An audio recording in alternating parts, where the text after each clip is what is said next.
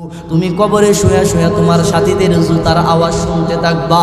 এমন সময় কবরে কেউ নাই, কবরের মধ্যে কেউ নাই। ইন্নাহু লা ইয়াসমাউ কারানি আলাইহিম আতাহুম মালাকাত। ও আমার উম্মত, একা একা কবরে রেখে যখন তোমার সাথীরা বাড়ির দিকে রওনা দিবে, তোমার সাথীরা যখন বাড়ির দিকে রওনা দিবে, আতাহুম মালাকান, দুইজন ফেরেশতা তোমার সামনে উপস্থিত হয়ে যাবে। দুইজন ফেরেশতা উপস্থিত হয়ে তোমারে বলতে থাকবে, মা কুনতা তাকুনু ফি হাযার রাজুল। ও আল্লাহর বান্দা শোনো, আল্লাহর নবী বলেন, আমার চেহারা মুবারক ফেরেশতারা তাদের হাতে উঠায়া তারা বলতে থাকবে, ও আল্লাহর বান্দা শোনো, ওনার সম্পর্কে তোমার ধারণা কি? মায়ার নবী বলেন, উম্মত, যদি ইমানদারের জিন্দেগি না কবরে যাইতে পারো, সাথে সাথে আমার চেহারা মুবারক তোমাদের সামনে তুলে ধরার সাথে সাথে তোমরা বলবা, আশহাদু আল্লা ইলাহা ইল্লাল্লাহ ওয়া আশহাদু আন্না মুহাম্মাদান আবদুহু ওয়া রাসূলুহু। সাথে সাথে তোমরা সাক্ষ্য দিবা যে আল্লাহর প্রিয় রাসূল উনি মুহাম্মাদুর রাসূলুল্লাহ সাল্লাল্লাহু আলাইহি ওয়াসাল্লাম। আল্লাহর নবী বলেন, আমার উম্মতরা যখন সঠিক উত্তরটা দিয়া দিবে, এমন সময় ফেরেশতারা বলবে, ও আল্লাহর বান্দা, উনজুর ইলা মাকাদিকা মিনান নার, ওই দিকে তাকায় দেখো, আমরা তোমাকে প্রশ্ন করার আগে তোমার জন্য জাহান্নামের আগুনটা আমরা রিজার্ভ করে রেখেছিলাম। আমরা মনে করেছিলাম তুমি যদি সঠিক উত্তর না দিতে পারো, তুমি যদি ইমানে জিন্দেগি নিয়ে কবরে না আসতে পারো, ওই জাহান্নামের দিকে তাকায় দেখো কত কঠিন জায়গা তোমার জন্য অপেক্ষা করতেছে। এই মুহূর্তে কদ আবদালাকাল্লাহু মাকআদাম মিনাল জান্নাহ। হে আল্লাহর বান্দা শুনো, দুনিয়াতে রবচাই জিন্দি গঠন করে আসার কারণে, ইমানে জিন্দিগি নিয়ে কবরে আসার কারণে, কদ আবদালাকাল্লাহু মাকআদাম মিনাল জান্নাহ। আল্লাহ রাব্বুল আলামিন তোমার নামটা জাহান্নাম থেকে খাইটা আল্লাহ তোমার নামটারে জান্নাতের খাতার মধ্যে উঠায়া দিছে। মুহতারাম হাজিরিন, তাহলে আসুন, আল্লাহর নবী আমাদেরকে সবক দিয়েছেন কয়টা? চারটা সবক দিয়েছেন। এক নাম্বার কি বলেছেন? উম্মত হিফজু আমানাতিন, আমানতের হেফাজত করবা। জোরে বলেন, আমানতের হেফাজত করতে হবে। সর্বক্ষেত্রে আমানতের হেফাজত করব। মুহতারাম হাজিরিন, আমানতের হেফাজত না করে খেয়ানত করলে এটা মুনাফিকি আলামত তার মধ্যে চলে আসে, ঠিক কিনা? জোরে কোন। এই জন্য আসুন, আল্লাহ নবীও বলেছেন, লা ঈমান লিমান লা আমানাত লাহু, যার মধ্যে আমানতদারি নাই তার ঈমান নাই। বড় কথা বলেছেন। এই জন্য প্রথম সবকটাই দিয়েছেন, উম্মত যত জীবন জীবিত থাকবা তত জীবন আমানতের হেফাজত করবা। এক নম্বর বলেছেন আমানতের হেফাজত। দুই নম্বর বলেছেন ওয়াসিদকু হাদিসিন, ও উম্মত কথা যখন বলবা সত্য কথা বলবা। সুবহানাল্লাহ, জোরে করো। উম্মত কথা যখন বলবা সত্য কথা বলবা। তাহলে আসুন, তিন নাম্বার সবকটা কি? তিন নাম্বার সবকের কথা আল্লাহর নবী হাদিসের মধ্যে বলেছেন, ওয়া হুসনু খালিকাতিন, ও উম্মত তোমাদের উত্তম চরিত্র, উত্তম আদর্শ দেখাইবা, যাতে করে তোমাদের উত্তম ব্যবহার, সুন্দর আচরণ দেখা বেদিনরা যেন কালিমা পড়ে মুসলমান হয়ে যায়। আচ্ছা বলেন তো দেখি, আমার আপনার নবীকে সবচাইতে সবার ঊর্ধ্বে চমৎকার সর্বশ্রেষ্ঠ চরিত্রের অধিকারী বানিয়েছেন কিনা? বানিয়েছেন। সবচেয়ে সর্বশ্রেষ্ঠ চরিত্রের অধিকারী আমার আপনার নবীকে আল্লাহ তাআলা বানিয়েছেন। নবীজির চরিত্র আদর্শ দেখা কাফের বেদিনরা জাগাতে মুসলমান হয়ে গেছেন, ঠিক কিনা? এমন ঘটনা আছে না নাই? আছে। নবীজির নববীতে বসা, ওমর, আবু বকর সবাইকে সাথে নিয়ে বসা। এমন সময় ইহুদির একটা বাচ্চা, সে কি করলো? মসজিদে নববীর কাছে আইসা মসজিদে নববীর ভিতরে দাঁড়ায়া সে প্রস্রাব করতে শুরু করছে। নাউজুবিল্লাহ। খুতবাতে জুলফিকার নামক কিতাবের মধ্যে চমৎকার করে লিখেছেন নবীজির আদর্শ দেখা এই বেদিন কিভাবে কালিমা গ্রহণ করে মুসলমান হয়ে গেছেন। খেয়াল করে দেখেন, যখন প্রস্রাব করতেছে দাঁড়ায় মসজিদে নববীর ভিতরে, তখন ওমর বলে, ইয়া রাসূলুল্লাহ, আর ধৈর্য ধরতে পারতেছি না, অনুমতি দেন। মাথাটা গাড় থেকে নামা দেয়। আবু বকর বলে, ইয়া রাসূলুল্লাহ, সহ্য করতে পারতেছি না, এই বেদিনের বাচ্চাটাকে সাইজ করে ফেলি, আপনি অনুমতি দেন। আল্লাহর নবী বলেন, না, একটু সুযোগ দাও, তা প্রস্রাব করে আসুক, তার সাথে আমি নিজে কথা বলবো। সুবহানাল্লাহ, জোরে দেখেন, প্রস্রাব করলো, করার পরে তারে ডাইকায় না, বলে, ভাই শুনেন, আপনি যে এখানে প্রস্রাব করেছেন এটা মুসলমানের ইবাদতের জায়গা, এখানে প্রস্রাব করাটা আপনার জন্য ভালো হয় নাই। এভাবে সুন্দর করে বুঝায়া কি করলেন, সাহাবীদেরকে অর্ডার করলেন, ও আমার সাহাবীরা, তারে পবিত্র কিছু কাপড়, তারে সুন্দর কাপড় পরায়া দাও এবং সে বাড়ি পর্যন্ত পৌঁছার জন্যে একটা উট তার জন্যেও রিজার্ভ করে দাও। দেখেন প্রস্রাব করছে মসজিদে নববীর ভিতরে, নবীজি তার সুন্দর পোশাক পরাইলেন, একটা উট দিয়া বাড়ি পর্যন্ত যাওয়ার জন্য কি করলেন, সোয়ারির ব্যবস্থা করলেন। এই ইহুদির বাচ্চা কি করলো, নবীজির পুরা আদর্শে এই চমৎকার ব্যবহার দেখে সে উটের উপরে আরোহিত হইয়া বাড়িতে গেলেন। বাড়িতে যায়া সম্প্রদায়ের সকল মানুষকে ডাক দিলেন, এ আমার সম্প্রদায়ের লোকেরা, তোমরা শুধুমাত্র আব্দুল্লাহর বেটা মুহাম্মদের বিরোধিতা করেছ, তাকে বলেছ পাগল বলে তারে গালি দিয়েছ, তারে কবি বলে গালি দিয়েছ, তারে জাদুঘর বলে গালি দিয়েছ, কিন্তু না, এমন এক মহামানবকে আমি দেখলাম, উনি কোনোদিন জাদুঘর হতে পারে না, উনি কোনোদিন কবি হতে পারে না, উনি কোনোদিন জাদুঘর হতে পারে না, কারণ ওনার সামনে মসজিদে নববীর মধ্যে দাঁড়ায় প্রস্রাব করলাম, উনি পারতো আমার মাথাটা গাড় থেকে নামায় দিত, না করে আমার সুন্দর পোশাক পরায় দিয়েছে, আমার উট দিয়েছে বাড়ি পর্যন্ত পৌঁছে যাওয়ার জন্যে। ও আমার সম্প্রদায়ের লোকেরা, আমি তোমাদেরকে বলতেছি, লও উনার কাছে উনার কালেমা পড়ে মুসলমান হয়ে যা। ওই যুবক ওই ইহুদির ছেলের হাত ধরে সম্প্রদায়ের সকল লোকেরা ঈশা মায়া নবীর আদর্শ চরিত্র দেখা কালেমা পড়ে মুসলমান হয়ে গেছে।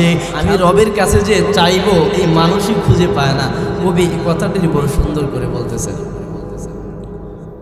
हम तो मायल भी करम है कोई सायल है नहीं, राह दिखलाए मैं किसी मंजिल है नहीं, राह दिखलाए मैं किसी मंजिल है नहीं,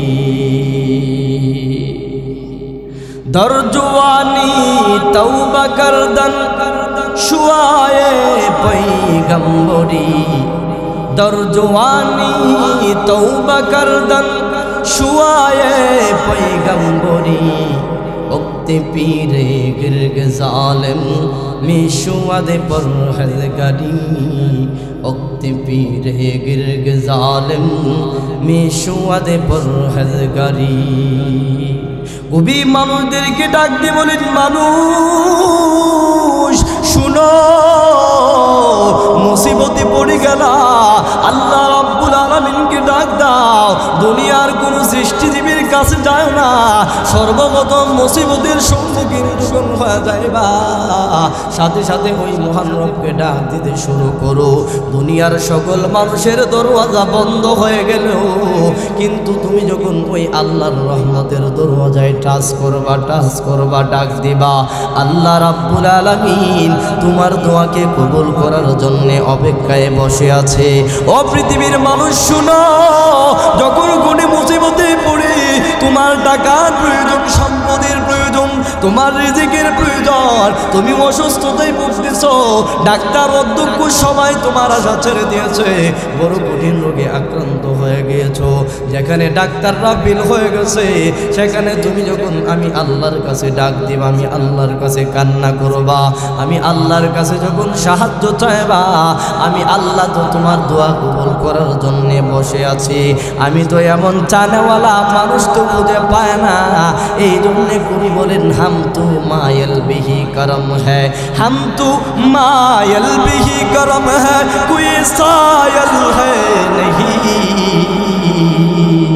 আরে আমি এমন মানুষদেরকে তো খুঁজি, আমি তো মায়েল হয়ে আছি ওই বান্দাদের জন্যে যারা আমি আল্লাহর কাছে চাইবো, সাহায্য চাইবো। আমি আমার বান্দার চানেওয়ালা, আমার কোনো বান্দা যখন আমি আল্লাহর কাছে ডাক মারবে, আমি আল্লাহকে ডাক দিবে সাহায্য করার জন্যে, আমি তো প্রস্তুত আছি আমার বান্দারে রহমত দেওয়ার জন্যে, করুণা করার জন্যে, দয়া দেওয়ার জন্যে। আমি তো এমন বান্দাদের জন্যে বসে আছি, আমি তো এমন বান্দারে খুঁজে পাই না। हम तो मायल बिही करम है कोई सायल है नहीं। আরে আমি তো ওই বান্দাদেরকে খুঁজতে দিছি যারা আমি আল্লাহর কাছে চাইবে, কিন্তু এমন বান্দাই তো খুঁজে পাই না, আমি তো বান্দাই খুঁজে পাই না যারা আমি আল্লাহর কাছে চাইব। যদি আমি আল্লাহর কাছে তারা চায়, আমি আল্লাহ তাদেরকে হেদায়েতের পথ আমি আল্লাহ তাদের জন্যই রেখে দিলাম। মুহতারাম হাজিরিন, এই জন্যে সর্বহালতে প্রশংসা করব, আদায় করব কার? সর্বহালতে সাহায্য চাইব কার কাছে? সব মুসিবতের সময়ে সাহায্য চাইব কার কাছে? আল্লাহর কাছে। কোনো বান্দা যখন আল্লাহর কাছে চাইবে, আল্লাহ অবশ্যই তার দোয়া কবুল করবেন। কোনো মানুষ গুনাহ করতে করতে পাহাড় পরিমাণ যখন গুনাহ করে ফেলে, আল্লাহ বলেন আমার বান্দা যখন চোখের পানি ছেড়ে ছেড়ে আমি রবের কুদরতি পায়ে সেজদা দিয়া কান্না করে, আমার বান্দার চোখের পানি নাকের ডগায় আসতে দেরি হবে, আমার বান্দার তামাম জিন্দেগির গুনাহ ক্ষমা করতে আমি আল্লাহ সেকেন্ড দেরি করব না। মুহতারাম হাজিরিন, তাইলে এই যে একটা মাজমাতে আমরা বসলাম, এই মাজমাতে যখন আমরা মুনাজাতে তওবা করব ইখলাসের সাথে, যে আল্লাহ জীবনে যত অপরাধ করেছি, জীবনে যত গুনাহ করেছি, ও মালিক দুনিয়ার কেউ দেখে নাই, তুমি দেখছো। ও আল্লাহ, এই মজমাতে বসে, কোরআন এবং হাদিসের মজমাতে বসে আমি অপরাধী, তোমার কাছে মাপ চাইতেছি। আজকে এই মজমা থেকে আমি তওবা করতেছি। ও আল্লাহ, তুমি যদি আমারে ক্ষমা করে দাও, দুনিয়ার কোনো মানুষও দেখবে না আমি যা অপরাধ করছি, সব কিছু তুমি জানো। আজকে এই মুহূর্তে তুমি আমারে ক্ষমা করে দাও। কোনো বান্দা যখন এইভাবে বলবে, আচ্ছা বলেন তো দেখি, আল্লাহ যদি তারে ক্ষমা করে দেয়, কাউরে জিজ্ঞাসা করতে হবে? জিজ্ঞাসা করতে হবে না। মুহতারাম হাজিরিন, বনি ইসরাইলের যুগে এক জালেম, এত বড় পাপী, এই সমাজে এর চেয়ে বড় পাপী আর কেউ ছিল না। ওই জালেমের, ওই অপরাধী, ওই পাপিষ্ঠ, ওই আবকারী, এই গুনাহগার এই পরিমাণ গুনাহ করছে যে তার এমন অবস্থা হয়েছে, তার জন্য অতিষ্ঠ হইয়া সমাজের সকল মানুষ একত্রিত হইয়া বলতেছে, এই যুবক এই পরিমাণ গুনাহ করছে, এই পরিমাণ অপরাধ করছে, জুয়া জিনা ব্যভিচার থেকে ধরে এত পরিমাণ গুনাহ করছে, যেইভাবে হোক তাকে সমাজ থেকে তাড়ায় দিতে হবে, না হয় আমাদের তার জন্যে আমাদের উপরে গজব আসতে পারে। এই কথা বইলা তারা পরামর্শ করলেন যে যেইভাবে হোক এই যুবকটারে, এই ছেলেটারে এলাকা থেকে তাড়ায় দিতে হবে। মুহতারাম হাজিরিন, খেয়াল করে দেখেন, পাপিষ্ঠ গুনাহগার যত অপরাধী হয় না কেন, আল্লাহর কাছে যখন কোনো বান্দা তওবা করে, আল্লাহ তাআলা তার তওবা কবুল করেন। যত উচ্চ পাহাড় পরিমাণ গুনাহ করুক না কেন, আল্লাহ তারে ক্ষমা করতে পারেন যদি তওবার মতো সে যদি তওবা করে আর বিনয়ের সাথে যদি কান্না করে, অবশ্যই কান্নার বদৌলতে আল্লাহ তারে মাফ করে দিতে পারে। খেয়াল করে দেখেন, সমস্ত মানুষ একত্রিত হয়েছে, যুবকরে এলাকা থেকে বাহির করে দিবে, এলাকা থেকে বাহির করে দিবে। একত্রিত হইয়া যুবকরে বাড়ি থেকে তাড়িয়ে দিয়েছে, পুরা এলাকা থেকে তাড়িয়ে দিয়েছে। যুবক কি করছে, তার মায়ের কাছে গেল। মা বলে, বাবা রে, তুমি যেই অপরাধ করছো, এই অপরাধের কারণে গোটা মহল্লা, গোটা জাতির মানুষ তোমার উপর অতিষ্ঠ হয়ে আছে, অতএব তোমাকে আর আমাদের এলাকায় থাকতে দেওয়া যাবে না, তুমি তোমার রাস্তায় চলে যাও, তোমাকে এই এলাকাতে থাকতে দেওয়া হবে না। বাবার কাছে গেল, বাবাও একই কথা বললেন। তখন এই যুবক নিজের বারাক্রান্ত মন নিয়া জঙ্গলের দিকে রওনা দিছে। জঙ্গলের ভিতরে যায়, রাতের বেলায় সমস্ত মানুষ যখন ঘুমের ঘরে বিভোর, আর ওই গুনাহগার পাপিষ্ঠ যুবক তখন আল্লাহর কুদরতি পায়ে সেজদা দিয়া কান্না করে, মালিক আমি গুনাহ করেছি, নাফরমানি করেছি, আল্লাহ তুমি আমাকে খাওয়ানোর শক্তি দিয়েছো, তোমার নিয়ামত আমি বহন করে চলেছি। আল্লাহ দুনিয়ার কোনো মানুষ আমারে কোনো নিয়ামত দেয় নাই, যা দিয়েছো তুমি দিয়েছো। ও আল্লাহ, এরপরেও দুনিয়ার আমার মহল্লার সমস্ত মানুষগুলা আমারে তাড়ায় দিয়েছে, তাদের দরওয়াজা থেকে আমাকে তাড়ায় দিয়েছে। ও আল্লাহ, কঠিন রজনীতে, গভীর রজনীতে রব্বুল আলামিন সমস্ত মানুষগুলা ঘুমের ঘরে বিভোর হয়ে আছে, কিন্তু আমি যুবক তোমার রহমতের দরওয়াজায় হাজির। ও আল্লাহ, আমি যদিও অপরাধী, গুনাহ করেছি, তোমার নাফরমানিতে লিপ্ত ছিলাম, আল্লাহ এই মুহূর্তে তোমার কাছে আমি ক্ষমা চাইতেছি। আল্লাহ, অপরাধী হইয়া তোমার দ্বারে যাইতে চায় না, তোমার কাছে যাইতে চায় না। রব্বুল আলামিন আমি এই মুহূর্তে তওবা করতেছি, সমস্ত গুনাহ মাথার উপর নিয়ে আল্লাহ তওবা করতেছি। আল্লাহ তুমি আমার তওবাকে কবুল করো, তুমি আমাকে নিষ্পাপ বানায়া দুনিয়া থেকে বিদায় করো। যুবক যখন এরকম ভাবে কান্না করতেছে, কান্নার বদৌলতে আল্লাহ রাব্বুল আলামিন ইলহামের মাধ্যমে আওয়াজ দিলেন, রে যুবক যা যা, তোর জীবনের তামাম জিন্দির গুনাহ আমি আল্লাহ তোরে ক্ষমা করে দিলাম। মুহতারাম হাজিরিন, যুবক চোখের পানি যে কান্না করতেছে, কান্নার বদৌলতে আল্লাহ তার তওবা কবুল করেছেন, তওবা কবুল করেছেন। এই জন্য কবি সুন্দর করে বলেছেন, দরজওয়ানি তওবা করদান শুয়ায়ে পয়গম্বরি वक्त पीरे गिरग जालिम मिशुद बरखलगारी। दुनियार मानुष যৌবন হালতে তওবা করো, তওবা করো। যৌবন হালতে আল্লাহরে ডাকাডা পয়গম্বরীদের সুন্নাত। পয়গম্বররা যৌবন হালতে আল্লাহকে ডেকেছেন, আল্লাহর কাছে তওবা করেছেন। এই জন্য এই যুবক তওবা করতে দেরি হয়েছে, তার তওবা আল্লাহ কবুল করেছেন। কবুল করার সাথে সাথে যুবক দুনিয়া থেকে বিদায় গ্রহণ করেছে। আল্লাহ তাআলা তখন হযরত মুসা আলাইহিস সালাতু ওয়াস সালামকে ওহীর মাধ্যমে জানাইলেন, ও আমার পয়গম্বর মুসা, শোনো, অমুক জঙ্গলে যাও, আমার একজন বন্ধু মৃত্যুবরণ করেছে, তুমি তার জানাজার ব্যবস্থা করো। আর সাথে সাথে এই এলানটা করে দিবা, যেই ব্যক্তি ওই লোকের জানাজায় শরীক হবে, আমি আল্লাহ তাদের পিছনের সমস্ত সগীরা গুনাহ মাফ করে দেব। এইভাবে যখন ওহীর মাধ্যমে জানায়া দেওয়া হলো, হযরত মুসা আলাইহিস সালাতু ওয়াস সালাম সমাজের সকল মানুষকে জানাইলেন। সকল মানুষকে জানানোর পরে মানুষ সারিবদ্ধভাবে লাইন ধরছে ওই যুবককে দেখার জন্যে। কোথায় থেকে এত বড় বুজুর্গ আল্লাহওয়ালা আসলো তাকে দেখার জন্যে তারা রওনা দিছে। জঙ্গলার ভিতরে গিয়া দেখে সে তো অন্য কোনো যুবক না, সে তো এই এলাকারই যুবক, যাকে গ্রাম থেকে বিতাড়িত করে দিয়েছে, যাকে গ্রাম থেকে বাহির করে দিয়েছে। এই চেহারা দেখার পরে মুসা আলাইহিস সালাতু ওয়াস সালামের কওমের লোকেরা মুসা আলাইহিস সালাতু ওয়াস সালামকে বলে, ও পয়গম্বর মুসা, তুমি বললা এই বড় আল্লাহওয়ালা, আরে এতদিকে আমাদের সমাজের গুনাহগার সেই যুবক, তুমি বলতেছো তার জানাজায় যারা শরীক হবে তাদের গুনাহ আল্লাহ তাআলা ক্ষমা করে দিবেন। এই পাপিষ্ঠর জানাজায় শরীক হলে আল্লাহ গুনাহ ক্ষমা করবেন, এটা তোমার আল্লাহকে বলো। কেন এই কথাটা বলছেন? মুসা আলাইহিস সালাতু ওয়াস সালাম দৌড় দিলেন তোর পাহাড়ে, যায় বলেন, মালিক ও আল্লাহ, আপনি বলছেন যুবকের জানাজায় যারা শরীক হবে তাদের গুনাহ আপনি ক্ষমা করে দিবেন। আর আমার সমাজের আমার কওমের লোকেরা বলতেছে সে পাপিষ্ঠ নাকি, যাকে তারা তাড়ায় দিয়েছেন, তাইলে তার জানাজায় শরীক হলে তাদের গুনাহ আপনি ক্ষমা করে দিবেন। এটা কেন বললেন? হযরত আল্লাহ রাব্বুল আলামিন সাথে সাথে হযরত মুসা আলাইহিস সালাতু ওয়াস সালামকে বলে, ও মুসা শুনো, তারা যেই কথা বলেছে তাদের কথা সত্য এবং আমি আল্লাহ যা বলেছি তাও সত্য। কারণটা হলো ওই যুবক গুনাহগার ছিল, কিন্তু মৃত্যুর আগ মুহূর্তে আমি রবের কাছে তওবা করেছে, কান্না করেছে, এই জন্য তার মুনাজাত আমি কবুল করলাম, তওবা কবুল করলাম। তওবা কবুল করে তার নিষ্পাপ বানায়া আমি আল্লাহ আমার প্রিয় বান্দা হিসাবে বিবেচিত করে নিলাম।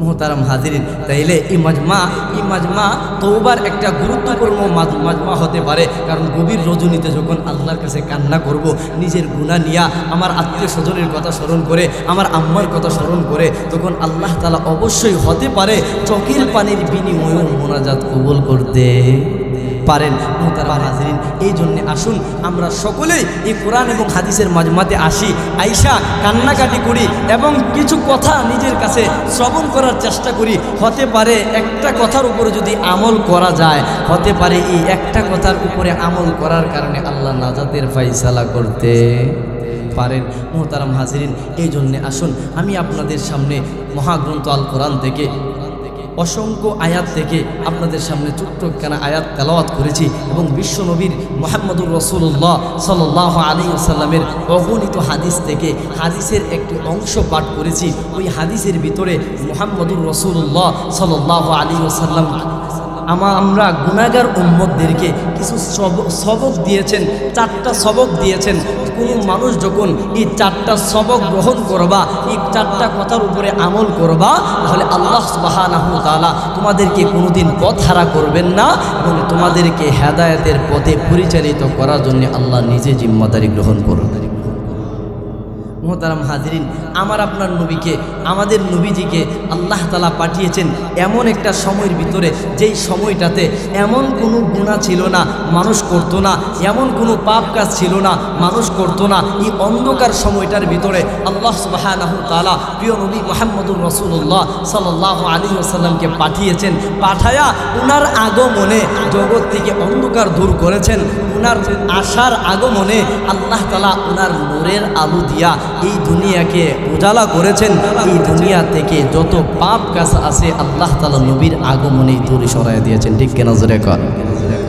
নবীজিকে গুরুত্বপূর্ণ সময়ে আল্লাহ তাআলা দুনিয়াতে পাঠিয়েছেন। আর নবীজি আসার কারণ হলো নবীজিকে আমাদের মুআল্লিম বানিয়ে দিয়েছেন, আমাদের শিক্ষক বানিয়ে দিয়েছেন। নবীজি আসছেন, আমাদেরকে তালিম তরবিয়ত দিয়েছেন, সাহাবী আজমাইনদের মাঝে তালিম করেছেন। সাহাবীরা নবীজির প্রতিটা কথাকে এমনভাবে গ্রহণ করেছে, তারা এমনভাবে গ্রহণ করেছে যে তারা দুনিয়াতে জান্নাতের সার্টিফিকেট প্রাপ্ত হইয়া কবরে গেছে। ঠিক কিনা জোরে কর। তাইলে সাহাবীরা গ্রহণ করছেন, তারা দামি হয়ে গেছেন। নবীজি আসছেন মানুষদেরকে উত্তম চরিত্রবান করার জন্যে, উত্তম চরিত্রবান করার জন্যে, উত্তম আদর্শবান করার জন্যে নবীজি সবক দিয়েছেন, সাহাবীরা গ্রহণ করেছেন। এমনইভাবে আল্লাহ নবী মুহাম্মদুর রাসূলুল্লাহ সাল্লাল্লাহু আলাইহি ওয়াসাল্লাম যেই সবকগুলা সাহাবীদেরকে দিতেন, এর মধ্যে গুরুত্বপূর্ণ কিছু সবক ছিল।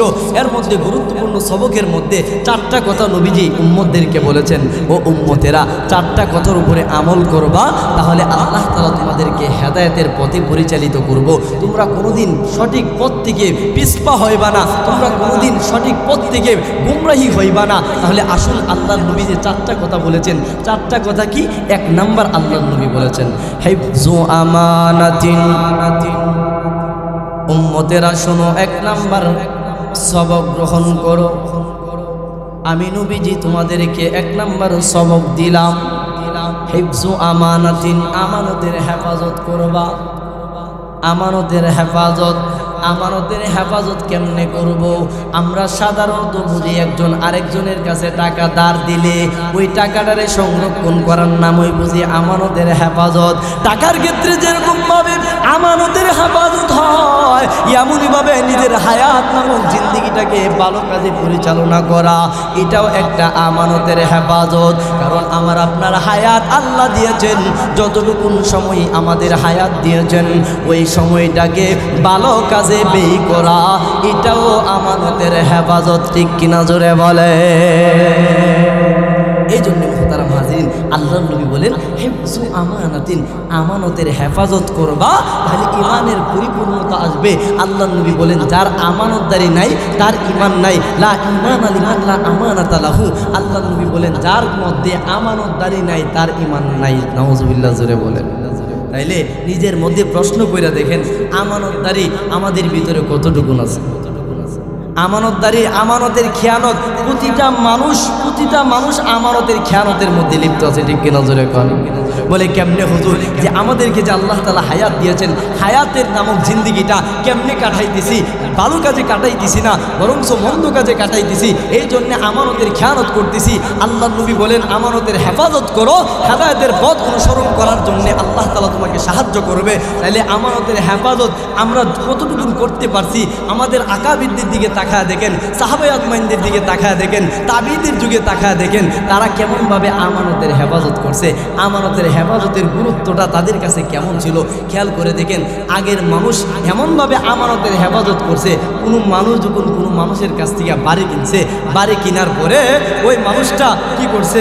বাড়ি কেনার পরে সে যখন বাড়ি নতুন বিল্ডিং নির্মাণ করবে, গর্ত করছে, মাটির নিচে দেখছে স্বর্ণ ভর্তি কলসি পাইছে। স্বর্ণ ভর্তি কলসি পায়া যে লোকের কাছ থেকে জায়গা ক্রয় করছিল, কিনছিল, ওই লোকের কাছে স্বর্ণ ভর্তি কলসি দৌড় দিছে যে ভাই আপনার কাছ থেকে তো বাড়িটা কিনছি, এই বাড়ির মাটির নিচে স্বর্ণ ভর্তি কলসি পাইছি, এখন এটা তো আপনার আমানত আপনার কাছে পৌঁছে দেওয়ার জন্য আমি দৌড়ে আসছি। সুবহানাল্লাহ। স্বর্ণ ভর্তি কলসি পায়া লোক দৌড়ায় গেছে বাড়ির আগের মালিকের কাছে পৌঁছে দেওয়ার জন্য। আর আমরার ক্ষেত্রে হইলে বৌরে বললাম হইলে সাবধান, কেউ যাতে না জানে।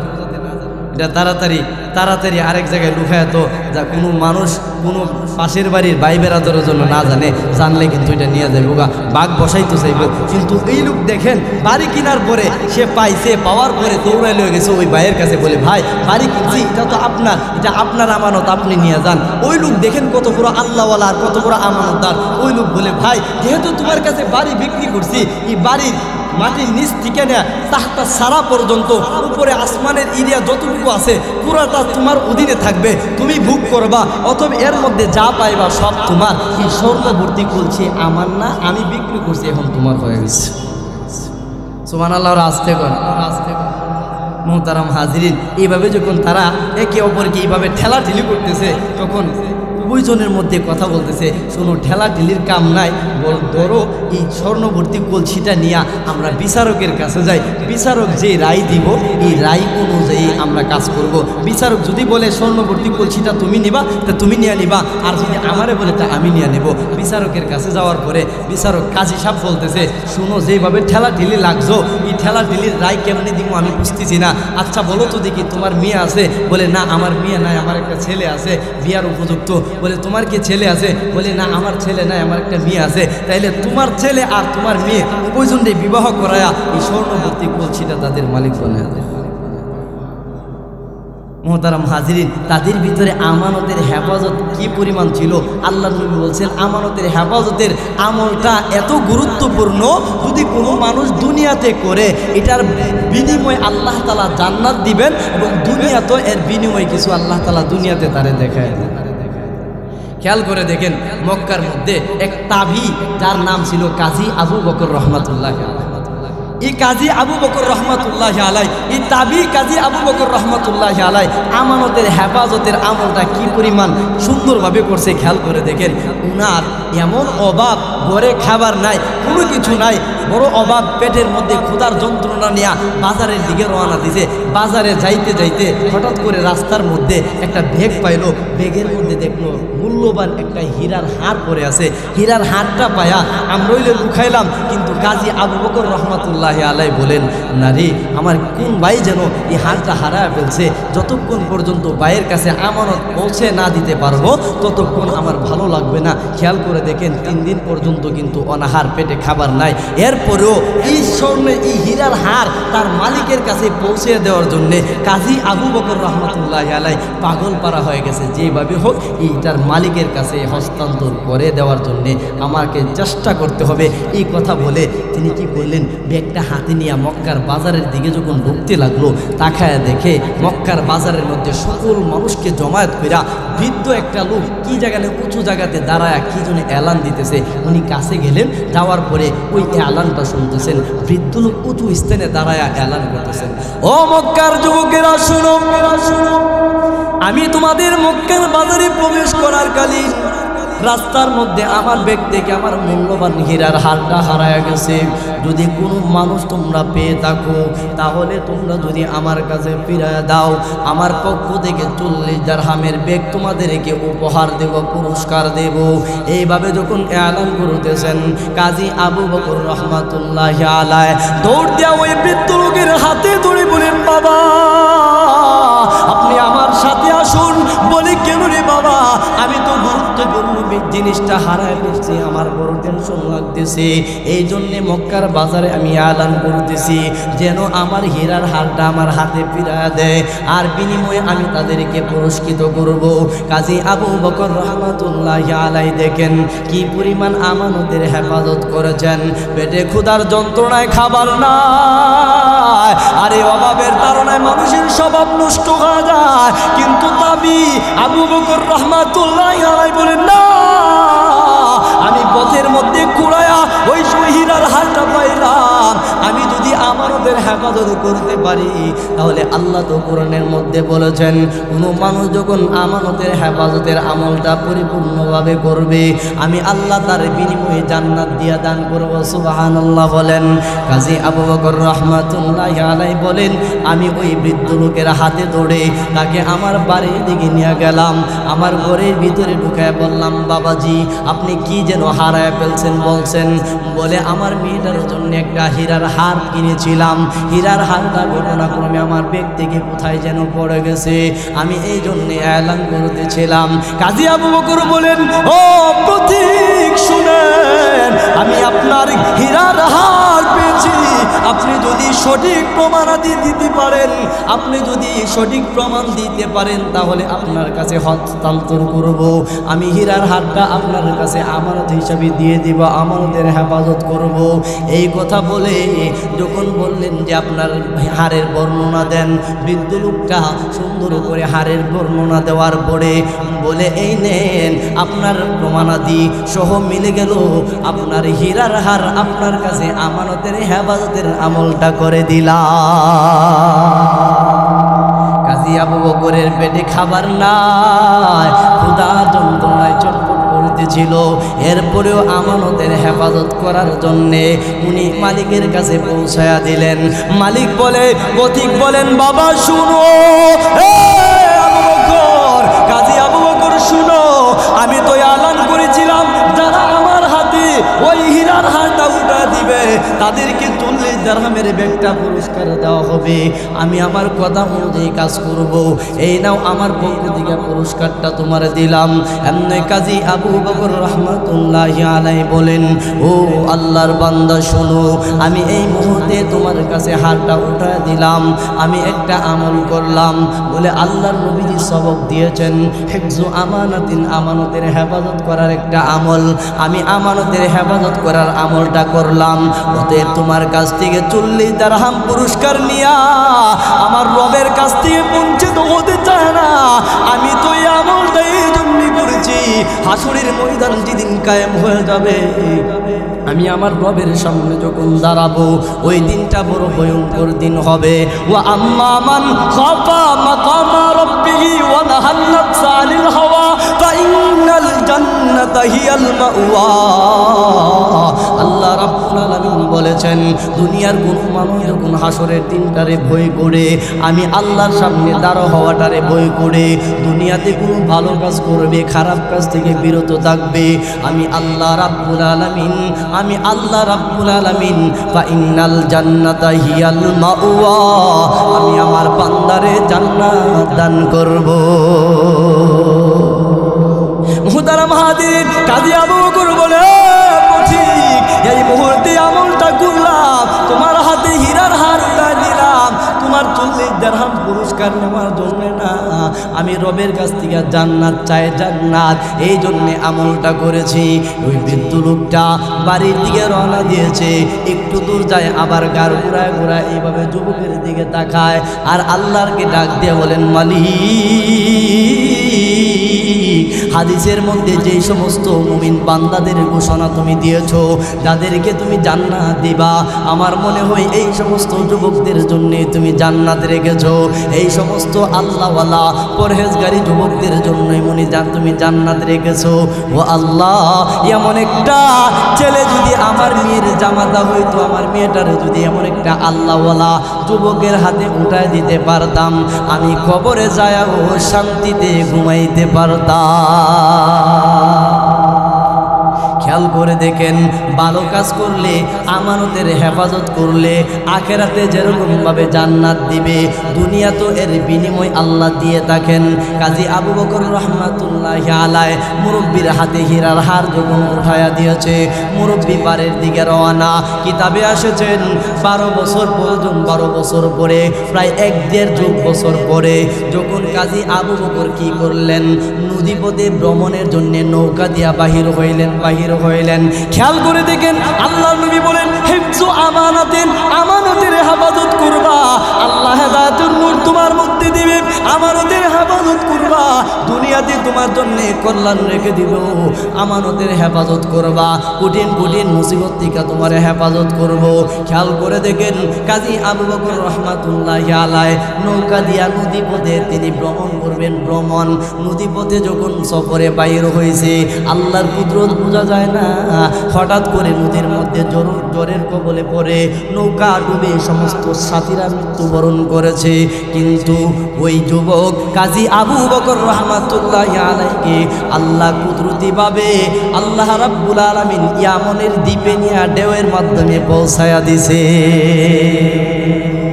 ভালো কাজ করছেন, হেফজু আমানতের হেফাজত করছে। কাজী আবু বকর রহমতুল্লাহ আলাইহি সবাই মৃত্যুবরণ করছে। আর এই যুবককে আল্লাহ তাআলা একবারে ঢেউয়ের মাধ্যমে আল্লাহ তাআলা কি করছেন, ইয়ামনের দ্বীপের মধ্যে নিয়ে উঠায় দিছে। ইয়ামনের দ্বীপের মধ্যে যখন তিনি শোয়া অবস্থায় হঠাৎ করে জ্ঞান আসলেন, জ্ঞান আসার পরে দেখে কি ব্যাপার, সাথীরা সবাই মৃত্যুবরণ করছে আর আমি একা জীবিত আছি। তখন শুকরিয়া তার নামাজ পড়ার জন্যে পাগল পারা হয়ে গেছে। না, যেভাবে হোক রবের কুদরতে সেজদা দিয়া শুকরিয়া আদায় করব, আমার রব আমার এই মৃত্যু থেকে হেফাজত করে নদীর কিনারায় নিয়ে পৌঁছে দিয়েছে। আরো আস্তে কোন সুবহানাল্লাহ বললে আপনাদের এখান থেকে পকেট থেকে টাকা লয়ে যায় নাকি? হ্যাঁ, তাইলে সুবহানাল্লাহ বলেন না কেন? সুবহানাল্লাহ বললে কার প্রশংসা করা হয়, কার পবিত্রতা বর্ণনা করা হয়? তাইলে এটা ফজিলত জানার দরকার আছে না নাই? সুবহানাল্লাহ আলহামদুলিল্লাহ কোন মানুষ যখন বলবে, আল্লাহ নবী বলেন আসমান এবং জমিনের যত ফাঁকা জায়গা আছে আল্লাহ নেকি দ্বারা ভরপুর করে দেন। আরেকটা ফজিলত আপনাদেরকে 5 মিনিটের ভিতরে শোনায় আবার আলোচনায় আসবো। খেয়াল করে দেখেন, আল্লাহর নবী বলেন কোন মানুষ যখন সুবহানাল্লাহ আলহামদুলিল্লাহ আল্লাহু আকবার সর্বহালতে বলবে, আল্লাহ রাব্বুল আলামিন তারে জান্নাতের 2 নম্বর গেটের চাবি দান করে। এটা আমার কথা না, খুতবাতে জুলফিকার নামক কিতাবের 3-4 নম্বর খণ্ডের মধ্যে এই কথাটা লিখেছেন যে কোনো মানুষ যখন পবিত্রতা বর্ণনা করে, সুবহানাল্লাহ আলহামদুলিল্লাহ বর্ণনা করে, আল্লাহ তাআলা তারে জান্নাতের 2 নম্বর গেটের চাবি দান করে। বলে এটা আবার কেমনে? প্রথম গেটের কথা না বইলা 2 নম্বর কেন বলছেন? এটারও একটা কারণ আছে। কারণটা জানতে গেলে আমাদেরকে একটু গ্রামের ভিতরে ঢুকতে হইব। আপনাদের কষ্ট হইতেছে নাকি? চলবো আধা ঘন্টা আরো? মুহতারাম হাজিরিন, ধরেন গ্রামের ভিতরে আমরা একটু যাই, কারণ এটা বোঝার জন্যে কেন আল্লাহ তাআলা জান্নাতের 2 নম্বর গেটের কথা বলছেন। এর কারণটা হইল, দেখবেন তো গ্রামের মধ্যে কোনো নতুন ঘর উঠাইলে অথবা নতুন কোনো গাড়ি কিনলে অথবা নতুন কোনো দোকান দিলে দেখবেন তো গ্রামের মসজিদের হুজুরদেরকে নিয়ে কী করে বলে, হুজুর একটু দোয়া দরুদ পড়ায় মিলাদটা পড়ায় দিন, এরপরে দোকানটা আমরা উদ্বোধন করবো, এমন করে কি করে না? দেখবেন তো দোয়া দরুদের পরে মিলাদের পরে তাবারকের একটা ব্যবস্থা করে। দেখবেন তো তাবারক বিতরণের সময় কিছু মুরব্বী দাদারা আছে, যখন তাদের হাতে একটা জিলাপি দে অথবা একটা মিষ্টি দে, বলে ভাই আরেকটা দে, বাড়িতে নাতি 2টা দিলে একটা, বাড়িতে গেলে তো কাজে লাগবো 2টা। কয় কি কয় না? মুহতারাম হাজিরিন, খেয়াল করবেন, হাসির জন্য বলতেছি না, এই মুরব্বীদের হাতে দেওয়া হয় একবার, তার একটা দিলে বলে আরেকটা দে, বাড়িতে নাতি 2টা আছে। ঠিক এমনইভাবে এই সময় দেখবেন তো পাশে কোনো জমিতে খেলাধুলা করে পোলাপান, দেখবেন মিষ্টির গ্রাম পাইলে দৌড়ায় শরীরে মাটি সাটি লাগাই আয়া হাত পাতে মিষ্টি নেওয়ার জন্য। পাতে কি পাতে না? পাতে। দেখবেন যে পোলাপানের মধ্যে কিছু কুজলা পোলাপান আছে, একটা দিলে ওই তো খা, নাইলে দূরে রাইকা হাত মুছে দিতে পারে, আবার এসে হাত পাতে। পাতে কি পাতে না? একটু খেয়াল করবেন। ঠিক এমনই সময় হযরত ইউসুফ আলাইহিস সালাতু ওয়াস সালামের জমানায় উনি যখন খাদ্যমন্ত্রী হয়েছে, তখন ওনার তৎকালীন সময়ে মানুষদের মাঝে খাবারের বড় অভাব দেখা দিয়েছে, মহামারী দেখা দিয়েছে। তখন ওনার রাজদরবার পক্ষ থেকে খাবারের বিতরণ করবে এমন একটা পরামর্শ হয়েছে। তখন পুরা এলাকায় কি করলেন, এলান করলেন যে রাজদরবার থেকে খাবার দেওয়া হবে। সকল মানুষ লাইনে সারিবদ্ধভাবে দাঁড়াইছে, সকল মানুষকে খাবার একটা একটা করে পুটলা তাদের হাতে উঠায় দিতেছে। এই লাইনের মধ্য দিয়া হঠাৎ করে 8 বছরের একটা ছেলে এই লাইনের মধ্যে হাত পাচ্ছে। হাত পাতার পরে ইউসুফ নবী তার একটা দিছে, দেওয়ার পরে এই পুটলাটা একটু দূরে রেখে দ্বিতীয়বার আবার এসে হাত পাচ্ছে। খেয়াল করেন, আল্লাহ তাআলা জান্নাতের 2 নম্বর গেটের কথা, গেটের চাবির কথা কেন বলছেন? এর কারণটা হলো, এই বাচ্চাটা যখন 8 বছরের ছেলে বাচ্চা দ্বিতীয়বার যখন এসে হাত পাচ্ছে, ইউসুফ নবী বলে, এই বাচ্চা তোরে না একবার দিলাম, আবার আসলি কেন? সবাইরে একটা করে দিতেছি, একবার দিতেছি, দ্বিতীয়বার তো কাউরে দেয় না, তুই আবার দ্বিতীয়বার আসলি কেন?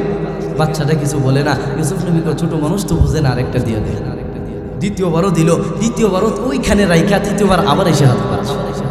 ইউসুফ নবী তারে দমক মারলো, এ বাচ্চা তোরে 2বার দিলাম, কিচ্ছু বললাম না, তৃতীয়বার আবার আসলে কেন? তোর তো সাহস কম না? বাচ্চাটা তখন বলে, ইউসুফ পয়গম্বর, আপনি 2বার অথবা 3বার দিয়ে আপনি রাগান্বিত হয়ে গেলেন। আপনি যদি আমার চিনতেন, আপনার খাদ্য গোডাউনের সমস্ত চাবিকাঠি আমার হাতে উঠে দিতেন। আর আস্তে কোন সুবহানাল্লাহ। ইউসুফ নবী কহে, তোর সাহস কম না? ও আমারও বলতেছে, ওরে চিনি কিনা, এই বিতরণ বন্ধ করো, ওরে আগে চিন্তা বলে, তোর পরিচয় দে। বাচ্চা বলে, পরিচয় যখন নিবেন তাইলে শোনেন, শর্টকাটে আমি বলতেছি। বাচ্চাটা বলে, ও ইউসুফ পয়গম্বর, আপনি আপনার বাবার কাছে সবচেয়ে মহব্বতের ছিলেন। বলে হ্যাঁ তোমার কথা সত্য। আপনারা যখন আপনার বাবা ভালোবাসে, আপনার অন্য 10 ভাইয়েরা হিংসার আগুনে জলে পুড়ে আংরা, তারা ভালো মনে দেখতে পাইতেছিল না, তখন আপনার উপরে হ্যাঁ তারা হিংসা করে আপনারে হত্যা করার জন্য আপনার বাবার কাছ থেকে ছিনিয়ে নিয়ে কুয়ার মধ্যে নিক্ষেপ করছিল। বলে হ্যাঁ তোমার কথা সত্য। তখন কুয়া থেকে একদল বাণিজ্যিক কাফেলা পানি নিতে এসে আপনারে দেখছে, আপনারে উঠায় নিয়ে মিশরের বাজারে বিক্রি করছে। বলে হ্যাঁ তোমার কথা সত্য। ওই ইউসুফ পয়গম্বর এখানেই শেষ না, আপনারে যিনি কিনা নিছে আজিজ মিশর তৎকালীন প্রেসিডেন্ট, ওই প্রেসিডেন্ট কিনা নিয়ে তার বিবি জুলাইকার হাতে উঠায় দিছে। বলে হ্যাঁ তোমার কথা সত্য। ওই ইউসুফ নবী জুলাইকা যখন আপনারে ছোট থেকে বড় করতেছিল, আপনি যখন প্রাপ্তবয়স্ক উপনীত হয়েছেন, আপনার সৌন্দর্যের উপরে দাবিত হইয়া জুলাইকা তার কামরার ভিতরে ঢুকায়া আপনার সাথে খারাপ কাজ করার জন্য 7টা গিটের মধ্যে তালা লাগাই দিয়েছিল। বলে হ্যাঁ তোমার কথা সত্য। ওই ইউসুফ পয়গম্বর তখন আপনি আল্লাহরে বই করে সুদা দৌড় দিছিলেন, আর গিটের 7টা গিটের তালা কটকট করে খুলে গিয়েছিল। বলে হ্যাঁ তোমার কথা সত্য। ওই ইউসুফ নবী এখানেই শেষ না, আপনি যখন দৌড় দিয়া 7ম গিটের মধ্যে গিয়ে দাঁড়াইলেন, পার্লামেন্ট থেকে আজিজ মিশর গাড়ি থেকে নাইমা আপনার সামনে উপস্থিত হয়েছে। বলে হ্যাঁ তোমার কথা সত্য। তখন জুলাইকা তার স্বামীরে দেখা আপনারই দোষী সাব্যস্ত করার জন্যে জুলাইকা তার স্বামীর কাছে নালিশ করতেছিল। বলে হ্যাঁ তোমার কথা সত্য। ওই ইউসুফ পয়গম্বর আপনাদের এই কথার আওয়াজ শুই না, জুলাইকা এবং আপনাদের এই কথার আওয়াজ শুই না, পাশের বাড়ি থেকে 3 মাসের বাচ্চা কোলে নিয়ে একটা মহিলা আপনার সামনে উপস্থিত হয়েছিল। বলে হ্যাঁ তোমার কথা সত্য। ওই ইউসুফ পয়গম্বর যখন জুলাইকার স্বামী আপনারে দোষী সাব্যস্ত করার জন্যে সে যখন হ্যাঁ চেষ্টা করতেছিল, তখন 3 মাসের ওই মহিলার কুল থেকে 3 মাসের বাচ্চাটা ওই আজিজি মিশরকে ডাক দিয়ে বলছিল, আজিজি মিশর আপনি এইভাবে কথা বলার প্রয়োজন নাই, দেখেন ইউসুফের পোশাকটা পিছন দিক দিয়ে ছিঁড়া না সামনের দিক দিয়ে ছিঁড়া। বলে হ্যাঁ এমন একটা কথা বলছিল।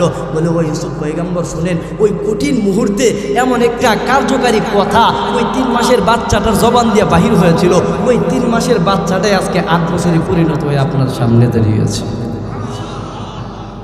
হযরত ইউসুফ আলাইহিস সালাতু ওয়াস সালাম সাথে সাথে ওই ছোট ছেলেটারই বুকের সাথে জড়া চুম্বন খায়, বলে আমার রাজদরবারের কর্মচারীরা রে, এই ছেলেটা বড় দামি একটা ছেলে, আমার কাছে গুরুত্বপূর্ণ সময়ে আমার পবিত্রতা বর্ণনা করেছিল, আমার পক্ষে সুন্দর কথা বলেছিল। ও আমার রাজদরবারের কর্মচারীরা শোনো, তাকে পর্যাপ্ত পরিমাণ খাবার দাও, আমার চাবিকাঠি ওই বাচ্চার হাতে উঠায়া দাও।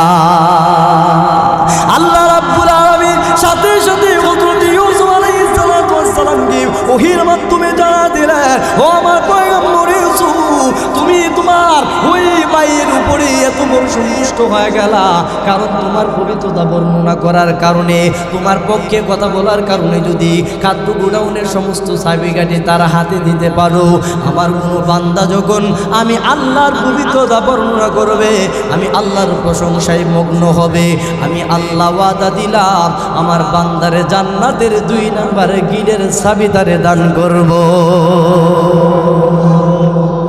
তাইলে সুবহানাল্লাহ বলতে হইব না, বলা লাগবো না, বলতে হইব।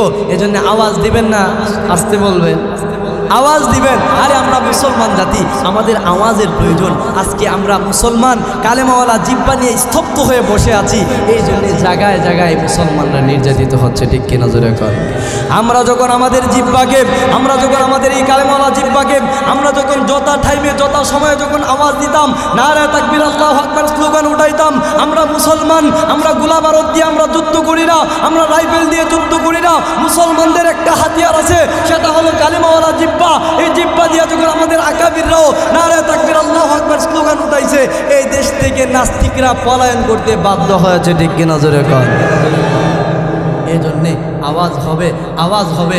এই জন্যে মুহতারাম হাজিরিন, আসুন যেটা বলতে চাইতেছিলাম, কাজী আবু বকর রহমাতুল্লাহি আলাইহি যখন ইয়ামনের দ্বীপের মধ্যে ওনার হুশ যখন আসলো, দেখতে পাইলো সমস্ত মানুষ মৃত্যুবরণ করছে, আর ওনারে আল্লাহর মহব্বত কইরা নদীর কিনারে নিয়ে পৌঁছায় দিছে। উনি শুকরিয়া তান 2 রাকাত নামাজ পড়ার জন্যে মানে চেষ্টা করতেছে, কোথায় মসজিদ পাওয়া যাবে, মসজিদে যায় নামাজ পড়ার জন্য পাগল পারা হয়ে গেছে। আল্লাহু আকবার। নামাজ পড়ার জন্য বিপত্তিকা, এর মাধ্যমে মেসেজ পাইলাম যে কোনো মুসিবত আসে, মুসিবত থেকে যখন উদ্ধার হব তখন শুকরিয়া তান রবের কাছে 2 রাকাত নামাজ পড়ে শুকরিয়া আদায় করবো, ঠিক কিনা জোরে কর। কাজী আবু বকর রহমাতুল্লাহি আলাইহি ইয়ামন দ্বীপের মধ্যে যখন বেশি উঠলেন, উনি যখন হুঁশ আসলো, উনি চিন্তা করলেন আল্লাহ যেহেতু আমাকে হেফাজত করেছেন, আল্লাহর কুদরতি পায়ে সেজদা দেওয়ার প্রয়োজন, শুকরিয়া আদায় করার প্রয়োজন। উনি এলাকার ভিতরে প্রবেশ করলেন, ইয়ামনের এলাকার ভিতরে প্রবেশ করে মসজিদের ভিতরে ঢুকে উনি নামাজে দাঁড়ায় গেলেন। খেয়াল করে দেখেন আল্লাহ রাব্বুল আলামিন ওই বান্দাকে কেমনভাবে দুনিয়ার মধ্যে বদলা দিয়েছেন। খেয়াল করে দেখেন কাজী আবু বকর রাহমাতুল্লাহি আলাইহি নামাজ যখন দাঁড়াইলেন, নামাজে তেলাওয়াত করতেছে, ওনার মধুর কণ্ঠের তেলাওয়াত শুনে মহল্লার সমস্ত মানুষ মসজিদের চতুর্দিকে দাঁড়ায়া ওনার কণ্ঠের কোরআন তেলাওয়াত শুনতে শুরু করেছে। নামাজ শেষ হয়ে গেল, এমনি মহল্লার মুরব্বীরা তার কাছে এসে বলে, এরে যুবক, এমন দ্বীপে তোমাকে নতুন দেখলাম, কোথায় থেকে তুমি আসলা, কেনই বা আসলা? তখন পুরা ঘটনা সে বলতেছিল।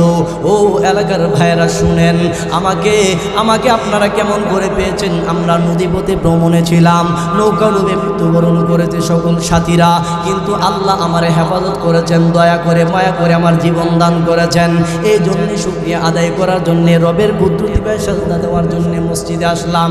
এই কথা বলার পরে ওই মহল্লার ইয়ামনের মানুষগুলো বলে, যুবক, যেহেতু আল্লাহ তোমার জীবন দান করেছেন, যেহেতু আল্লাহ ইয়ামন দ্বীপে তোমাকে পাঠিয়েছেন, আমরা অনেক দিন যাবৎ মসজিদের ইমাম হারা হয়ে আছি। আমাদের একজন ইমাম সাহেব ছিল, জিনার মৃত্যু হয়ে গেছে, আজ থেকে প্রায় 2-3 বছর হয়ে গেছে। আমরা ভালো মানের কোনো ইমাম পাই না। এই মুহূর্তে যেহেতু তোমারে আল্লাহ আমরা ইয়ামনে পাঠাইছেন, অতএব এই সুযোগ হাতছাড়া করতে চায় না। তুমি যদি রাজি থাকো, তোমার পিছনে আমরা নামাজ পড়ব, তোমার ইমাম বানায়া আমরা মুসল্লি হতে চাই। কাজী আবু বকর রাহমাতুল্লাহি আলাইহি বলেন, সব কিছু হারায় ফেললাম, তাহলে আল্লাহ যেহেতু ইয়ামনে পাঠাইছেন, নিশ্চয়ই কোনো কুদরত আছে। উনি বলেন, ঠিক আছে, আপনাদের প্রস্তাব গ্রহণ করলাম, আপনাদের প্রস্তাবে আমি রাজি হয়ে গেলাম। এই কথা বলে ইয়ামনে উনি ইমামতি শুরু করে দিলেন। খেয়াল করে দেখেন, ওই হিফজু আমানতের হেফাজত করার কারণে আল্লাহ দুনিয়াতে কি পরিমাণ মুসিবত থেকে হেফাজত করেছেন এবং কি তারে দান করেছেন। খেয়াল করে দেখেন, কিছুদিন যাওয়ার পরে মসজিদ কমিটি এসে বলে, ও আবু বকর শুনেন, আপনি যদি রাজি থাকেন তাহলে এমন একটা মেয়ের কাছ থেকে আপনার কাছে বিবাহের প্রস্তাব নিয়ে আসলাম, যে মেয়েটার বাবা আমাদের মসজিদের ইমাম ছিল, মেয়েটা বড় আল্লাহওয়ালা পরহেজগারিনী ছিল, ওই মেয়েটারে আপনার কাছে বিবাহ দিতে চায়, আপনি যদি রাজি থাকেন। কাজী আবু বকর রাহমাতুল্লাহি আলাইহি বলেন, ও আমার ভাইরা, বিবাহ করতে গেলে কিছু অর্থের প্রয়োজন, আমার কাছে তো কোনো অর্থ নাই, কোনো কিছু নাই, আমি কেমন করে বিবাহ করব? বলে, আপনার কোনো অর্থের প্রয়োজন লাগবে না, আপনার কোনো টাকা পয়সা লাগবে না। এমনভাবে কথা বলার পরে কাজী আবু বকর রাহমাতুল্লাহি আলাইহি বলেন, ঠিক আছে, আপনারা যেহেতু বলেছেন, আমি এই বিবাহের মধ্যে সম্মতি দিলাম। এই সম্মতি পাইয়া এলাকার সকল মানুষ মিলে ওই ইমাম সাহেবের মেয়ের সাথে তার বিবাহের কাজটা সম্পাদন করাইলেন। যখন ওই ইমাম সাহেব কাজী আবু বকর বাসর করে ঢুকার পরে বিবিকে সালাম দিলেন, সালাম দিয়া বিবির চেহারাটার মধ্যে তাকায়া সাথে সাথে বিবির গলার হারের মধ্যে তার নজরটা চলে গেছে। বিবি ডাক দিয়া বলে, স্বামী, এই এলাকার সমস্ত মানুষের কাছে আপনার প্রশংসা শুনলাম, শুনি যে আপনি বড় আল্লাহওয়ালা, শুনি যে আপনি বড় পরহেজগার তাকওয়াবান। ও স্বামী, এখন তো দেখি আপনি বড় নবী মানুষ। বলে, বিবি রে, কেন তুমি এই কথাটা বললা? বলে, আপনি আমার কাছে আসলেন, আইসা আমার চেহারা না দেখা আপনি আমার গলার দিকে আপনি তাকায় রইলেন, হাড়ের দিকে তাকায় রইলেন, নিশ্চয় আপনি নবী মানুষ। বলে, কেন আপনি তাকাইলেন বলেন? বলে, প্রাণের বিবি, শুনো, তোমার গলার হাড়ের দিকে কেন তাকাইলাম? এই হার আমি নেওয়ার জন্য তাকায় না, হাড়ের দিকে তাকায়া আজ থেকে প্রায় 12 বছর আগে একটা ঘটনা আমার মনে পড়ে গেল। বলে, কি ঘটনা? আমার মনে হয় এরকম একটা হীরার হার আমি বাজারের কিনারায় কুড়ায়া পেয়েছিলাম। আমি কুড়ায়া পাইয়া বৃদ্ধ একটা লোকের হাতে তার মালিকানা দিন তারে পৌঁছায় দিয়েছিলাম। এমনি বিবির চোখ দিয়া পানি ছাড়ে আর বলে, স্বামী, আর বলতে হবে না গো স্বামী। ও স্বামী, যে হারটা আমার গলার মধ্যে এই মুহূর্তে দেখতে করতেছেন এই সেই হার, যে হারটা আপনি কুড়াইয়া পেয়েছিলেন। আপনি আমার আব্বার কাছে হারটা ফেরত দেওয়ার পরে আমার আব্বা যতদিন বেঁচে ছিল ততদিন আপনার জন্য আফসোস করেছিল, আপনার জন্য কান্না করে করে দোয়া করেছিল।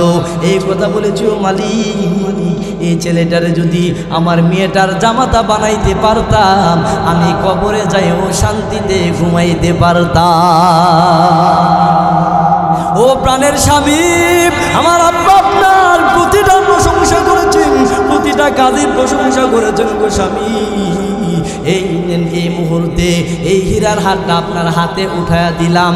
এই হীরার হার আপনি আল্লাহর রাস্তায় ব্যয় করতে পারেন, না হয় আপনার কোনো নিজস্ব কাজে ব্যয় করার জন্যে আমি আমার হীরার হার আপনার হাতে উঠায়া দিলাম।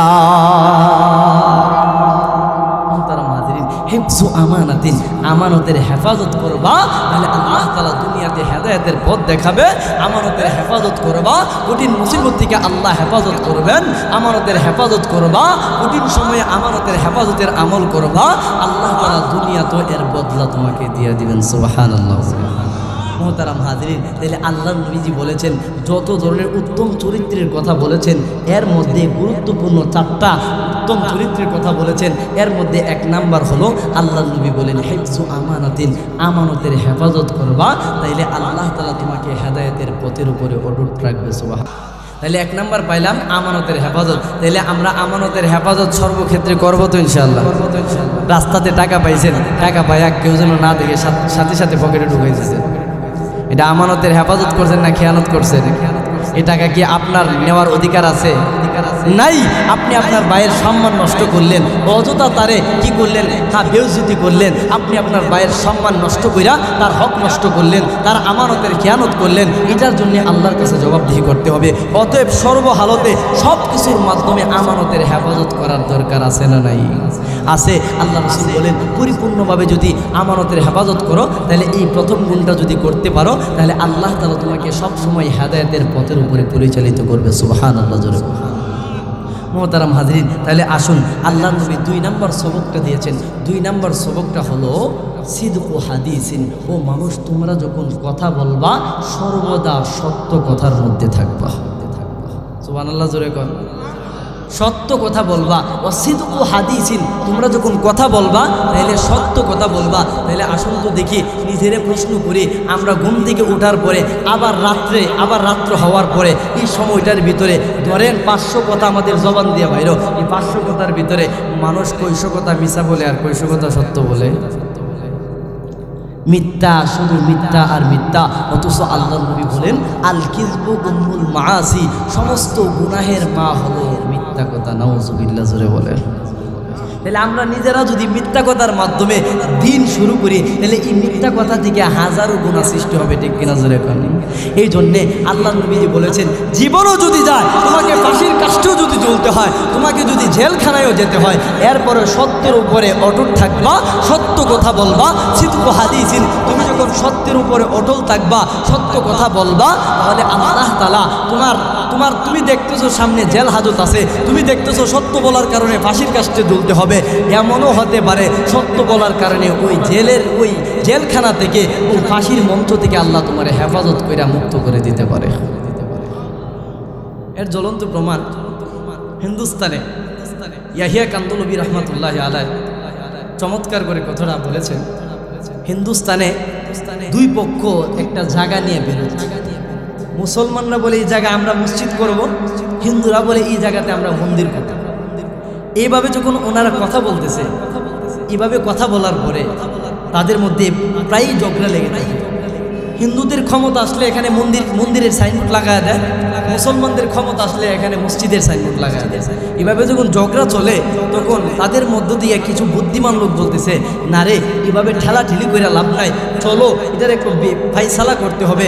এই কথাগুলা নিয়ে আমরা আদালতে যাব, আদালত থেকে যারে ফাইসালা দিব সেই নিয়ে যাইব, অথবা এটা নিয়ে আর ঝগড়ার প্রয়োজন নাই। খেয়াল করবেন, সিদকু হাদিসিন, মানুষ যখন সত্য কথা বলে, বাহ্যিকভাবে সে যদি দেখে বিপদে পড়তেছে সত্য কথা বলার কারণে, কিন্তু মূলত এই বিপদ থেকে আল্লাহ তারে হেফাজত করে দেবেন।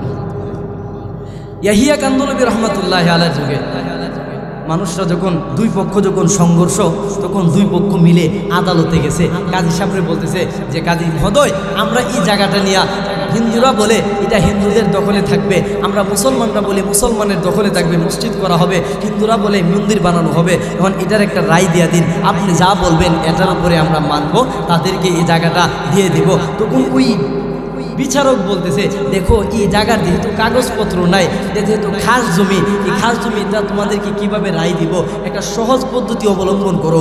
তোমরা এলাকাতে যাও, যায় এলাকার মধ্যে দেখবা সবচাইতে প্রবীণ মুরব্বী যদি কেউ থাকে, ওনার জবান থেকে কথাটা শুনবো, উনি যে কথাটা বলবে এই কথার উপরে আমি বিচারক রায় দিয়ে দিই। তখন উভয় পক্ষ মিলে এলাকার মধ্যে খুঁজতেছে এমন প্রবীণ মুরব্বী কাকে করা যায়। তখন তারা চিন্তা ফিকির করে ভাবলো যে প্রবীণ মুরব্বী থাকলে তো শুধুমাত্র ইয়াহিয়া কান্দলবী রহমতুল্লাহি আলাইহি সুবহানাল্লাহ জোরে করে। তখন হিন্দুরা বলে তারে যে দিবা, জজের কাছে যায় যদি সে মুসলমানের পক্ষে কথা বলে তাহলে তো আমরা বিচারে হেরে যাব। মুসলমানরা তো খুশি যে ইয়াহিয়া কান্দলবী যদি যায় তাহলে তো আমরা নিশ্চিত মসজিদের জন্য জায়গা পেয়ে যাব। এই কথা চিন্তা ফিকির করে তখন ইয়াহিয়া কান্দলবীকে বললেন যে আপনাকে কাজী সাহেবের কাছে যাইতে হবে, আপনি যা বলবেন সেটার উপরে তিনি রায় দিবেন।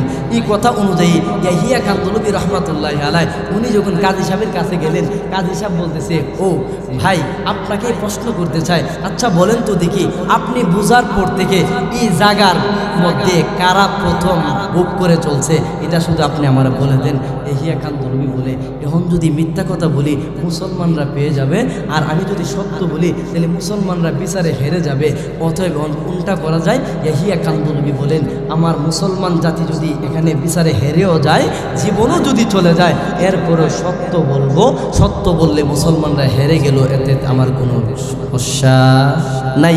এই কথা বলে ইয়াহিয়া কান্দলবী ডাক দিলেন, ও কাজী সাহেব শুনেন, আমার জন্মের পর থেকে, আমার পূজার পর থেকে আমি দেখেছি এই জায়গাটা হিন্দুরা দখল করেছে, হিন্দুদের দখলে ছিল, হিন্দুরা এখানে মন্দিরের কাজে ব্যবহার করেছে। যেই মুহূর্তে ইয়াহিয়া কান্দলবী হিন্দুদের পক্ষে সত্য কথাটা বলে দিলেন, মুসলমানরা বড় রাগান্বিত হয়ে গালিগালাজ করতেছে, আহারে মুসলমান হয়া কেমনে তুমি হিন্দুদের পক্ষে রায় দিলা, মুসলমান হয়া তুমি কেমনে হিন্দুদের পক্ষে কথা বললা, তুমি কি বলতে পারলা না মুসলমানের পক্ষে কথা বলতে পারলা না? হিন্দুরা বলে, এ সম্প্রদায়ের লোকেরা, বলছিলাম তো ইয়াহিয়া কান্দলবী এমন একজন সত্যবাদী, সে যদিও ঠগে যায় এরপরও মিথ্যার আশ্রয় গ্রহণ করবে না, তাকায় দেখো সত্য কথা তিনি বলেছেন। হিন্দুরা খুশি হয়ে বাড়িতে চলে গেলেন, ইয়াহিয়া কান্দলবী বাড়িতে চলে গেলেন। মুসলমানরা ইয়াহিয়া কান্দলবীর প্রতি রাগ গুসা নিয়ে বাড়িতে গেলেন। তিনি যখন রাতের বেলা তাহাজ্জুদের নামাজ পড়ে যখন মোনাজাতের মধ্যে হাত উঠাইলেন, মোনাজাতের মধ্যে তিনি জুতার আওয়াজ শুনতে পাইতেছে। তড়িঘড়ি করে মোনাজাত শেষ করে উনি মনে করতেছেন, মনে হয় মুসলমানদের বিরুদ্ধে বিচার গেছে, তারা বিচারে হেরে গেছে, মনে হয় তারা আমার বাড়িঘর ভাঙ্গার জন্য চলে আসছে। উনি জানালা খুলে দেখে মুসলমানরা না, এখানে যে সকল হিন্দুরা জমায়েত হয়েছে।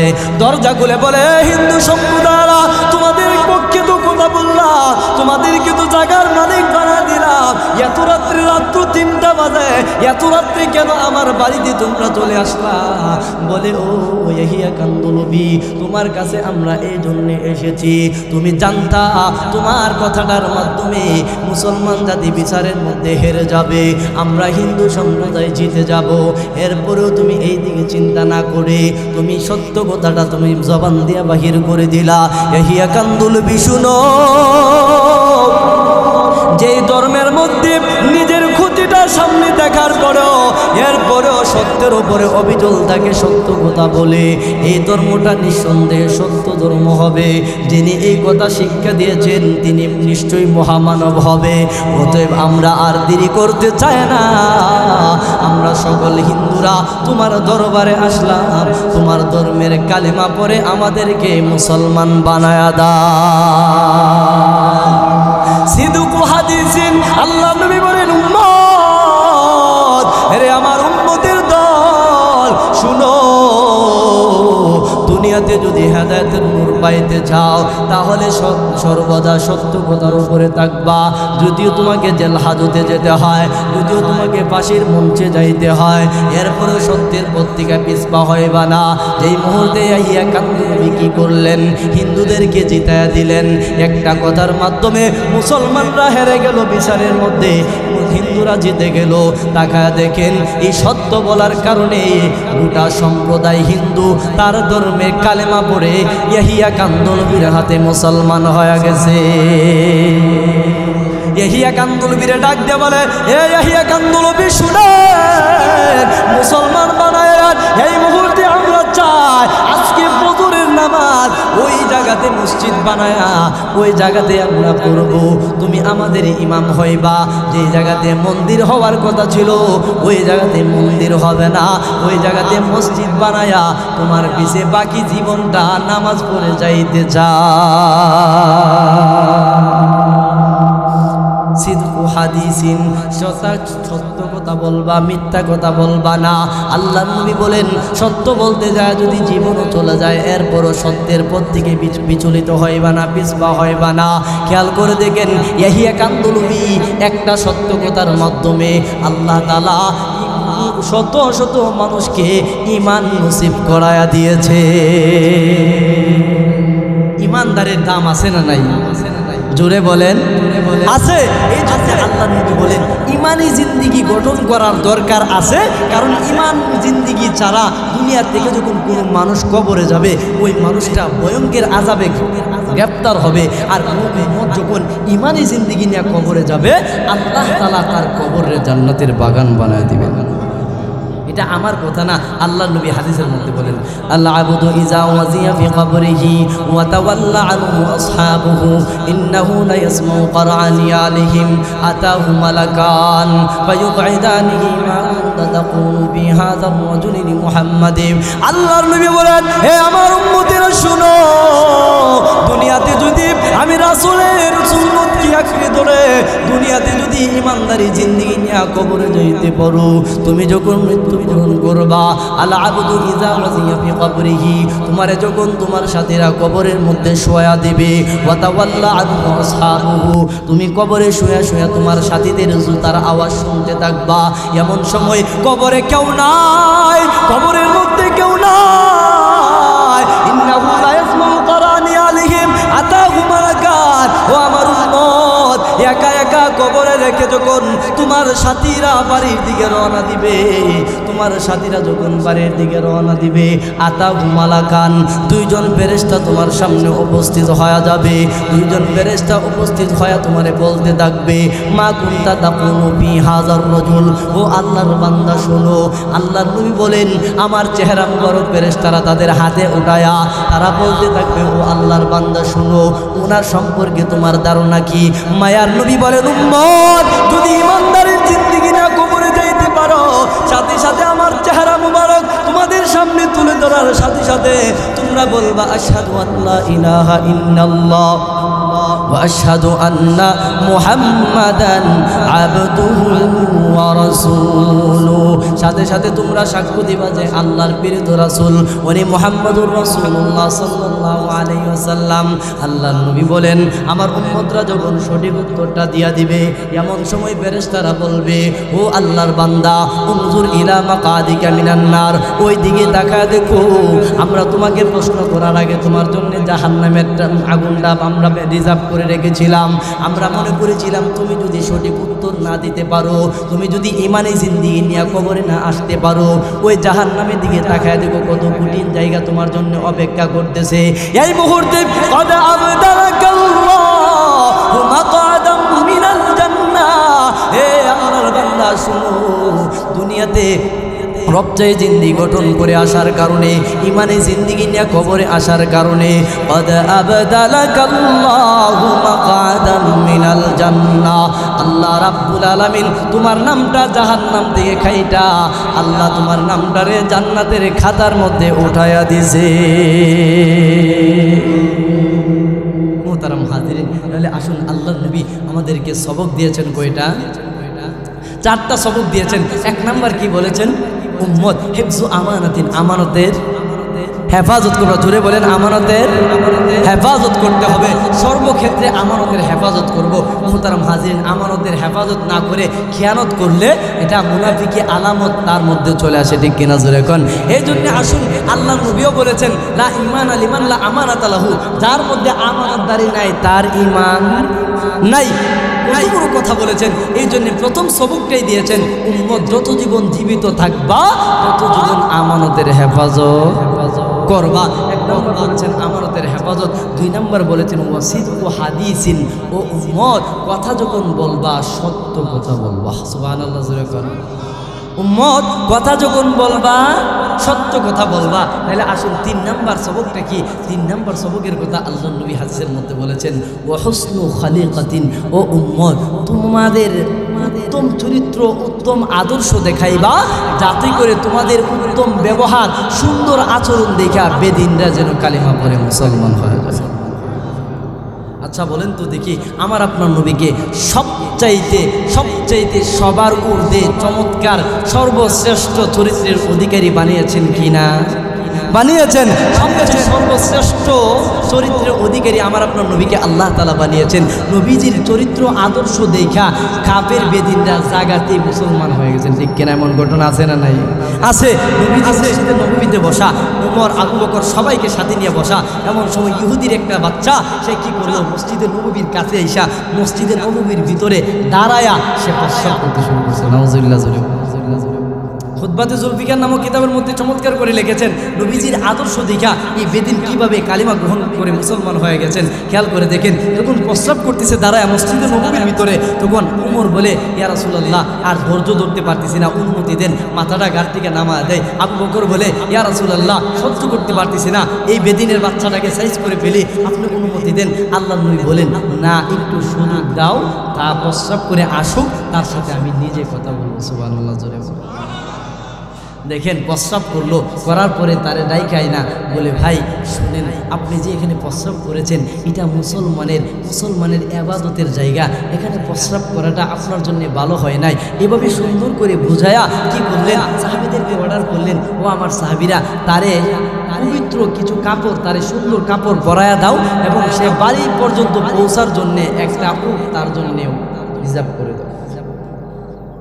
দেখেন, প্রস্রাব করছে মসজিদে নববীর ভিতরে, নবীজি তার সুন্দর পোশাক পরাইলেন, একটা উট দিয়া বাড়ি পর্যন্ত যাওয়ার জন্যে কি করলেন, সোয়ারির ব্যবস্থা করলেন। এই ইহুদির বাচ্চা কি করলো, নবীজির পুরা আদর্শে এই চমৎকার ব্যবহার দেখে সে উটের উপরে আরোহিত হইয়া বাড়িতে গেলেন। বাড়িতে যায়া সম্প্রদায়ের সকল মানুষকে ডাক দিলেন, হে আমার সম্প্রদায়ের লোকেরা, তোমরা শুধুমাত্র আব্দুল্লাহর বেটা মুহাম্মদের বিরোধিতা করেছো, তাকে বলেছো পাগল বলে তারে গালি দিয়েছো, তারে কবি বলে গালি দিয়েছো, তারে জাদুঘর বলে গালি দিয়েছো, কিন্তু না, এমন এক মহামানবকে আমি দেখলাম, উনি কোনোদিন জাদুঘর হতে পারে না, উনি কোনোদিন কবি হতে পারে না, উনি কোনোদিন জাদুঘর হতে পারে না, কারণ উনার সামনে মসজিদে নববীর মধ্যে দাঁড়ায় প্রস্রাব করলাম, উনি পারত আমার মাথাটা গাড় থেকে নামায় দিত, না করে আমার সুন্দর পোশাক পরায় দিয়েছে, আমার উট দিয়েছে বাড়ি পর্যন্ত পৌঁছে যাওয়ার জন্যে। ও আমার সম্প্রদায়ের লোকেরা, আমি তোমাদেরকে বলতেছি, লও উনার কাছে উনার কালেমা পড়ে মুসলমান হয়ে যা। ওই যুবক ওই ইহুদির ছেলের হাত ধরে সম্প্রদায়ের সকল লোকেরা ঈশা মায়া নবীর আদর্শ চরিত্র দেখা কালেমা পড়ে মুসলমান হয়ে গেছে। খেয়াল করে দেখেন নবীজির আদর্শ কেমন ছিল, নবীজির সাহাবীদের আদর্শ কেমন। এই জন্য নবীজি বলেছেন ওয়াহসনু খালিকাতিন, তোমরা উত্তম আদর্শবান হইবা, উত্তম চরিত্রওয়ালা হইবা, যাতে করে বেদিনরা দেখা মুসলমান হয়ে যায়। হযরত ওমর রাদিয়াল্লাহু তাআলা আনহুর জমানায় উনি যখন রাতের বেলা বাইর হইছেন, উনি যখন প্রজাদের খবর নিবেন, তাকায় দেখে এক যুবক মদ পান করে মাতাল অবস্থায় হাঁটতেছে। ওমর রাদিয়াল্লাহু তাআলা এই দৃশ্য দেখা যুবকের হাত ধরে বলে তারে গ্রেফতার করো। এই যুবক তুমি কোথায় থেকে আসলা? বলে আমি পারস্যের সম্রাটের ছেলে। বলে তুমি এখানে মদ পান করতেছো, তোমাকে গ্রেফতার করা হলো। ওই যুবকটা বলে ওমর আমারে চিনো না, আমি সম্রাটের ছেলে, আমার ছেড়ে দাও। ওমর বলেন তুমি সম্রাটের ছেলে কিনা তা আমার দেখার টাইম নাই, তুমি অপরাধ করেছো, আমার রাজ্যে অপরাধ করার অপরাধীর কোনো মুক্তি নাই, তোমার একেবারে কারাগারে ঢুকানো হবে। যখন এই যুবকের একটু গরম ভাব দেখলো, ওমর বলেন এমন পাপিষ্ট এমন গরম ভাবওয়ালা ছেলেকে দুনিয়াতে বেঁচে থাকার কোনো অধিকার নাই, তারে আগামীকাল ফাঁসির কাস্টে ঝুলায়া দেওয়া হবে, তারে জেলখানার মধ্যে নিয়ে আবদ্ধ করে রাখো। খেয়াল করে দেখেন আল্লাহ নবীর সাহাবী হযরতে ওমর রাদিয়াল্লাহু তাআলা আনহুর কেমন আদর্শ দেখলেন। যে মুহূর্তে তারে বন্দি করে তারে জেলের ভিতরে নিয়ে গেলেন, পরের দিন তারে ফাঁসির কাস্টে ঝুলাবে, তখন ওমর বলেন ও যুবক, তোমার তো এখন মৃত্যু হয়ে যাবে, তোমার কি মনের কোনো আশা পূরণ করার ইচ্ছা আসেনি? বলে ওমর, তুমি আমারে গ্রেফতার করে আইনা ফাঁসির মঞ্চে উঠা দিলা, আবার বলতেছো আমার মনের ইচ্ছা আছে কিনা? না না, তোমার কাছে আমার মনের কোনো ইচ্ছা বলার প্রয়োজন নাই। বলে তুমি যদি পারো তাহলে আমার ছোট্ট একটা ইচ্ছা পূরণ করো, আমার এক গ্লাস পানি দাও, আমি এক গ্লাস পানি পান করতে চাই মরণের আগে। ওমর বলে এটা তো ছোট্ট একটা কথা বললা, শুধুমাত্র এক গ্লাস পানি। বলে তার হাতে এক গ্লাস পানি দাও, পানিটা নেওয়ার পরে একটু খাওয়ার পরে গ্লাসটা হাতে নিয়ে পয়সা রইলেন। ওমর বলেন এ যুবক, পানি পান করো না কেন? দেখেন ইহুদি ওই সম্রাটের বাচ্চা বলে ও ওমর, আমার ভয় লাগে, আমি যদি পানি পান করার ক্ষেত্রে তুমি যদি আমার কল্লা নিয়ে নাও, এতে আমার ভয় লাগে, এই জন্যে পানি পান করব না।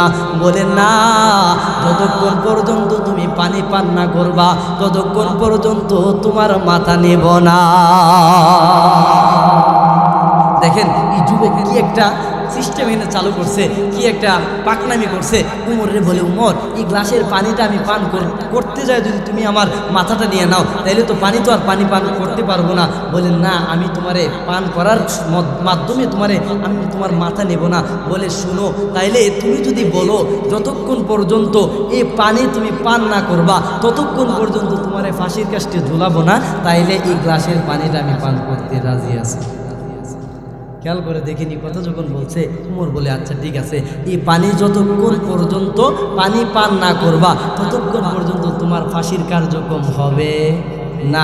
এই কথা বলার সাথে সাথে এই যুবকটা পানি পান না করে সাথে সাথে গ্লাসটা উল্টায় জমিনের মধ্যে পানিটা ছেড়ে দিছে। উমর রাগান্বিত হয়ে গেলেন, বলে কি ব্যাপার, তুমি পানিটা জমিনের মধ্যে ছেড়ে দিলা?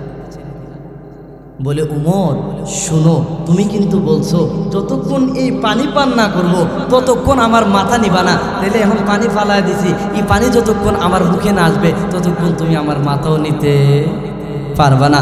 উমর মুস্কি হাসি দিয়া তার সেনাবাহিনীদেরকে ডাক দিয়ে বলে, এ আমার সেনাবাহিনীরা, ওই যুবককে বেকসুর খালাস করে দাও, তাকে বাড়িতে যাওয়ার জন্যে তার রাস্তা বাহির করে দাও। যেই মুহূর্তে মুক্ত করে দিলেন, যুবক সারা পাইয়া সাথে সাথে উমরের কামরায় ঢুকলেন। উমরে ডাক দিয়ে বলেন, উমর এদিকে আসো। বলে এখন আবার কি হয়েছে? উমর রে, তোমরা যেই কালেমা গ্রহণ করেছো এই কালেমাটা আমারে পড়া দাও, তোমাদের ধর্মে আমি কালেমা পড়ে মুসলমান হয়ে যাইতে চাই। যুবক এই কথা বলার পরে উমর রাদিয়াল্লাহু তাআলা বলেন, আরে যুবক, তোর মাথার তোর গাড়ির মধ্যে আমি তলোয়ার রাখলাম, ঈমান আনার জন্য তুই না করলি ঈমান আনবি না, এখন তোরে মুক্ত করে দিলাম, তুই কেন ঈমান আনবে? বলে উমর, পানিটা জমিনে ছাড়ার পরে তুমি রাগান্বিত হও না, বরং আমার সাথে এমন একটা ব্যবহার করলা, অতএব যেই ধর্মের মধ্যে অপরাধ করলেও মানুষের সাথে সুন্দর আচরণ করে, এই ধর্ম সত্য ধর্ম, এতে কোনো সন্দেহ নাই। আমি সম্রাটের ছেলে, এই মুহূর্তে কালেমা পড়ে বাড়ি ফিরতে চাই। আল্লাহ নবীজির আদর্শ দেখা কাফেররা মুসলমান হয়েছে, সাহাবীদের আদর্শ দেখা বেদিনরা মুসলমান হয়েছে, আর আমরার আদর্শ দেখা অন্য ধর্মের লোকেরা বলে আফসোস, মুসলমান হওয়ার পরে এরকম জঘন্যতম ব্যবহার আর চরিত্র হতে পারে, ঠিক কিনা জোরে কর। আমরার আদর্শ দেখলে বেদুর মীরাও হাই হুতাশ করে যে মুসলমানের আদর্শ তো এমন হওয়ার কথা না। খেয়াল করে দেখেন হাজির, 3 নম্বরটা বললাম, লাস্ট 4 নম্বর বলে আমি আমার আলোচনা শেষ করব। 4 নম্বর আল্লাহ রাসূল বলেছেন, ওয়াইফাতু ফি তুরমাতিন, ও মানুষ 4 নম্বর সবকটা গ্রহণ করবা, তোমরা যখন খাবার খাইবা, হালাল খাবার খাইবা, হারাম খাবার থেকে বেঁচে থাকবা, তখন তোমরা মুস্তাজাবুদ দাওয়া হয়ে যাইবা, অর্থাৎ যখনই দোয়া করবা আল্লাহ তোমার দোয়াকে কবুল করে নেবেন। মোহতারাম হাজরিন, তাইলে ওয়াইফাতু ফি তুমাতিন, হালাল খাবারের বরকত আছে না নাই? কোনো মানুষ যখন হালাল খাবার খায় আল্লাহরে ডাক দিব, আল্লাহ অবশ্যই দোয়া কবুল করব। বর্তমান সময়ে দোয়া কবুল হয় না, কারণটা কেন? এই জিহ্বারে এমনভাবে হারাম দিয়ে ভরপুর করছেন, নিজেও তো খানে, আবার ইমাম সাহেবের সহ খাওয়ান। পরের দিন বলেন হুজুর দিয়ে দোয়া করাইলাম, এরপরও পোলা টাকা মোবাইল, ঠিক কিনা জোরে কন? হুজুরে দিয়ে দোয়া করাইলাম, এরপরও পোলাটার বিষয়টা বাইরো না। হুজুরে দিয়ে দোয়া করাইলাম, এরপরও রূপটা ভালো না, পেট ব্যথাটা ভালো না। ভালো হইব কেমনে? নিজেও হারামে ডুবে রয়েছেন, ইমাম সাহেবও হারামের মধ্যে ডুবাই রাখার চেষ্টা করতেছেন, ঠিক কিনা জোরে কন? অথচ আল্লাহর নবী বলেন ওয়াইফাতু ফি তুমাতিন, তোমরা যখন খাবার খাইবা হালাল খাইবা, আল্লাহ নিজেও বলেছেন কুলু মিম্মা ফিল আরদি হালালান তাইয়্যিবা, ও মানুষ তোমরা যখন খাইবা উত্তম হালাল খাবার খাইবা, হারাম খাইবা না। তোমরা যদি হালাল খাইতে পারো তাহলে এটার কেমন বরকত হবে? তোমাদের অন্তরের ভিতরে ইবাদতের মজা স্বাদ আমি আল্লাহ পয়দা করে দিব। মোহতারাম হাজরিন, খেয়াল করে দেখেন, চমৎকার একটা ঘটনা উল্লেখ করেছেন, এটা বলে আমি শেষ করব। ইমাম শাফি রহমাতুল্লাহ আলাইহি শাগরিদ ছিলেন ইমাম আহমদ ইবনে হাম্বল রহমাতুল্লাহ। ইমাম শাফি বহুত বড় ইমাম ছিলেন, 4 মাযহাবের তিনিও একজন ইমাম। ইমাম আহমদ ইবনে হাম্বল একজন ইমাম। তখন হঠাৎ করে ইমাম শাফি রহমাতুল্লাহ আলাইহি ওনার শাগরিদের কাছে চিঠি দিলেন, আহমদ ইবনে হাম্বল, অনেকদিন তোমারে দেখি নাই, তুমি যদি আমার বাড়িতে আমার দস্তরখানে মেহমান হইতা তাহলে আমি বড় খুশি হইতাম। এই চিঠি পাইয়া আহমদ ইবনে হাম্বল পরের দিনই রওনা দিছে। আসার পরে আহমদ ইবনে হাম্বল রে ইমাম শাফি রহমাতুল্লাহ আলাইহির ঘরে খাবার দিছে। খাবার এই পরিমাণ খাবার দিছে 2-3 জন খাইতে পারবো, এই পরিমাণ খাবার তার সামনে দিছে। আবার ইমাম শাফি রহমাতুল্লাহ আলাইহির ছেলে একটা পাতিল ভরে পানিও দিছে। রাতে দিয়া তারা যখন ঘুমের ঘরে চলে গেছেন, ইমাম আহমদ ইবনে হাম্বল রহমতুল্লাহ আলাইহি 3-4 জনের পরিমাণ খাবার তার সামনে দিছে। এই খাবার সে একলাই খেয়ে ফেলছে। খাওয়ার পরে রাত্র যখন শেষ, তখন সকালবেলা যখন বাড়ির দিকে রওনা দেবে, ইমাম শাফি রহমতুল্লাহ আলাইহির ছেলে শাফিকে ডাক দিয়ে বলে, আব্বা, আপনি বলেছেন আপনার শাগরিদ বহুত বড় ইমাম, আপনার শাগরিদ বহুত বড় আল্লাহওয়ালা। ও আব্বাজি, আপনার দাওয়াতে আসার পরে রাতের বেলায় 2-3 জনের পরিমাণ খাবার তার সামনে দিলাম। আল্লাহওয়ালারা তো এত পরিমাণ খায় না, তাইলে এই লোকটা এই পরিমাণ খাইলো, মানলাম। আমি তো রাতের বেলা একটা পেয়ালার মধ্যে পানি দিছিলাম উযু করার জন্যে। সকালবেলা দেখি খাবারের প্লেটগুলা একেবারে শেষ, খতম করে দিছে, কিন্তু পানির পেয়ালার মধ্যে পানি টিকে রয়ে গেছে। ও আব্বা, আপনার কাছে শুনতে চাই, আল্লাহওয়ালারা তো তাহাজ্জুদ গুজার হয়, আল্লাহওয়ালা হয়, রাতের নামাজ বেশি বেশি করে পড়ে, তাইলে এই লোকটারে তাহাজ্জুদের জন্য পানি দিলাম ওযু বানানোর জন্য, খাবার ফুল খায় ফেললো, কিন্তু পানি জায়গা তৈরি হয়ে গেল, এটা কেমন আল্লাহওয়ালা? এমনভাবে এই কথা শোনার পরে ইমাম শাফি রহমাতুল্লাহ আলাইহি ওই আহমদ ইবনে হাম্বলকে ডাক দিয়ে বলেন, হে আমার ছাত্র আহমদ ইবনে হাম্বল, শুনো, বাড়িতে চলে যাইবা, তবে একটা কথার ওয়াজাহাত করে যাও। আমার ছেলে বলে যে তোমারে খাবার দিল, খাবার সব খেয়ে ফেললা, এত অধিক পরিমাণে তুমি কেমনে খাইলা? আর আমার ছেলে উযু করার জন্য পানির পাত্র দিয়েছিল, পানি তো দেখি জাগাত রয়ে গেল, তুমি কি তাহাজ্জুদ পড়ো নাই? ইমাম আহমদ ইবনে হাম্বল বলেন, উস্তাদজি শুনেন, আমি যখন আপনার দস্তরখানার সামনে বসলাম, আমি তাকায় দেখি এত হালাল খাবার, এত মজাদার খাবার, এই জন্য সম্পূর্ণ হালাল। ওই হালাল খাবার আমি যখন মুখে দিতেছিলাম আমার কাছে বড় মজা লাগছে, এই জন্যে সব খাবার আমি খেয়ে ফেলেছি। ও উস্তাদজি শুনেন, এই খাবার খাইয়া ইয়াশারের উযু দিয়া আমি সারা রাত্র ইবাদতের মধ্যে কাটাইলাম। আমি সারা রাত্রে কোরআনের একটা আয়াত থেকে মুসলিম উম্মাহর জন্য 100 গুরুত্বপূর্ণ মাসালা বাহির করলাম। আপনার এই মজাদার হালাল খাবার খায়া সারা রাত আর এস্তেঞ্জার প্রয়োজন হয়েছে না, এক উযু দিয়া একটা আয়াত থেকে 100 মাসালা বাহির করলাম, এবং এই উযু দিয়া তাহাজ্জুদ এবং ফজরের নামাজ আমি আদায় করলাম। তাইলে হালাল খাবারের